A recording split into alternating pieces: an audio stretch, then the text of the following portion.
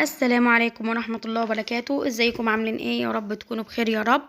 اللهم صل وسلم وبارك على سيدنا محمد وعلى اله وصحبه وسلم اجمعين. هنعمل النهارده شوية تجديدات كده قبل العيد زي ما انتم شايفين كده. دي اوضة النوم بتاعتي. غطيت زي ما انتم شفتوا الدولاب كده زي ما انتم شايفينه بالملاية، ودي الدهان اللي انا بستخدمه. وطبعا طلعت كل الحاجات بره، ما خليتش غير السرير لان مش هينفع افكه. السرير والدولاب بس السرير فاضي، يعني شلت كل الحاجات اللي كانت فيه. ودي اسمها عملية ترشيم، دي على ما سمعت عنها يعني انك بتشيلي الزوايد اللي في الحيطان، يعني حاجة نازلة من المصيص، لان الحيطان اللي معمولة مصيص فوق السقف، فبنشيل الحاجات الزيادة، الرملة الزيادة، الحاجات اللي زي كده.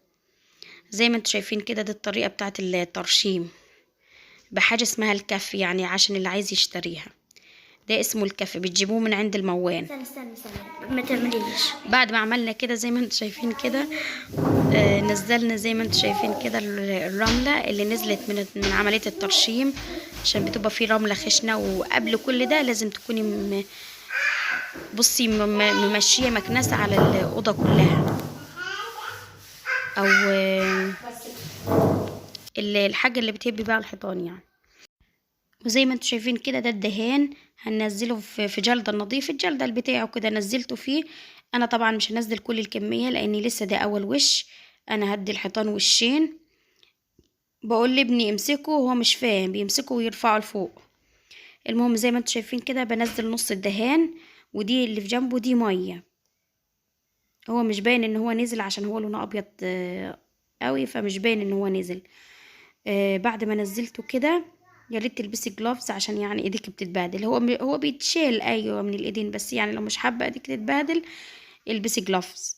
فزي ما انت شايفه كده، وفي ميه في الجلده للتاني هنحط لهم حوالي رتل من الميه، لان دي نص الكميه. لو هتحطي الكميه كلها يبقى هتحطي رتل كامل من الميه، 2 رتل قصدي من الميه. وهنقلبهم بعصايه باي حاجه يعني عندك.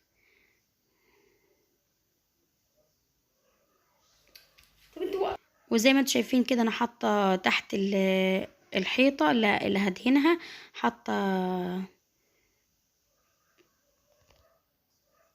حاطه حاجات كده. المهم زي ما انتم شايفين كده، عشان ما ينزلش عليها الدهان. وبدهن كده كل الحاجات دي، هرجع عليها تاني، يعني الخطوط اللي نازله دي ما تخافوش، يعني برجع عليها تاني. وحاولوا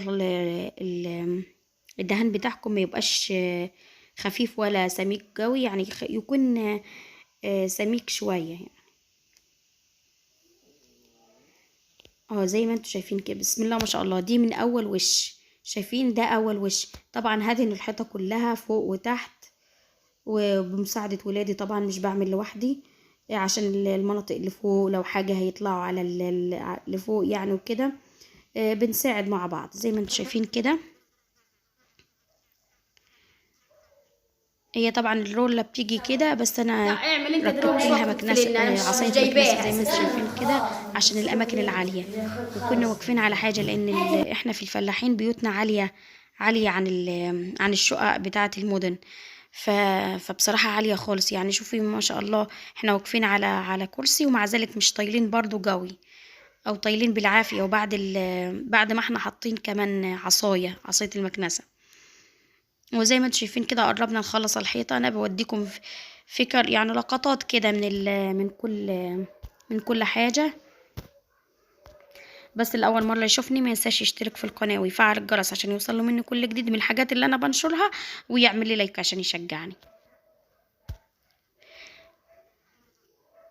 الرولة دي تقريبا ب25 جنيه، والدهان ب150 جنيه. هو ب165، بس في كارت من جوه ب15 جنيه، فيعتبر ب150.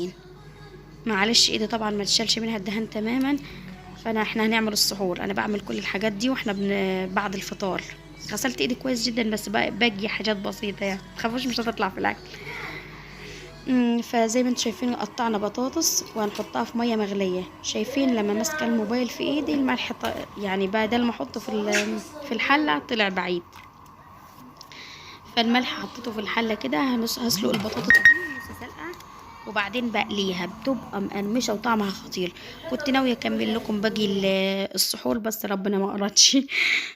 المهم زي ما انتم شايفين كده، انا دهنت كل الحيطان بتاعه البيت، وزي ما انتم شايفين كده الاكباس بتاعه النور انا مغطياها ببلاستر عشان ما يجيش عليها يعني دهان، عشان ما تبص يعني شكلها ما يبص. وشايفين بالنسبه للحتت اللي زي دي انا بجيب الفرشه، هي الفرشه دي وبدهن كده الى حد ما. كل طبعا الحاجات اللي نازله دي هنشيلها نغسلها يعني وننضفها. حاجه بسيطه خلت البيت يعني بصراحه الاوضه نورت وشكلها بقى تحفه. طبعا الفيديو معانا خلص لغايه كده، ان شاء الله نكمل في الفيديو الجديد، والسلام عليكم ورحمه الله وبركاته.